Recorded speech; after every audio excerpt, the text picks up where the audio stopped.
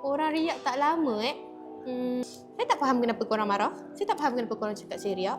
Kalau saya punya produk macam ni, kenapa korang marah saya jual? Kan berbaloi kalau korang beli dapat ayam banyak macam ni. Kan? Tak apalah. Kalau rasa saya riak, korang tengok saya makan. Bismillahirrahmanirrahim. Ini kita bagi dia ayam.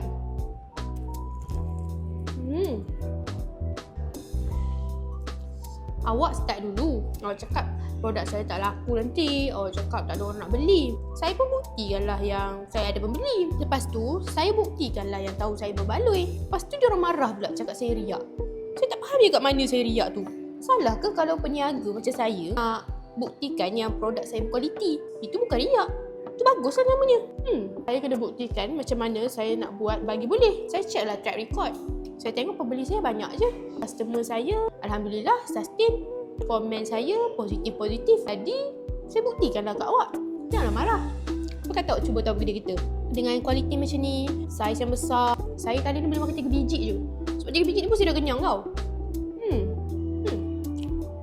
Tak tipu Itu macam ni. Dengan tahu begini macam ni, takkan tak ada orang nak beli. Saya jual bawang RM4, bukan RM40. Ada orang yang mampu beli RM4. Siapa yang jual tahu bergedil, dia tahu dah cara susah nak buat tahu bergedil. Yang penting saya jual ikhlas, banyak bahan. Saya jual, saya akad tu minta berkat dengan orang yang membeli. Sebab saya tak nak rasa tak puas hati. Sekarang ni saya bagi the best supaya tak ada komplain. Kalau awak rasa tak puas hati, nanti awak kena datang cuba dulu. Then baru awak boleh komen. Okay? Korang rasa bergedil apa lagi yang kita boleh tambah kat food court? Cuba komen.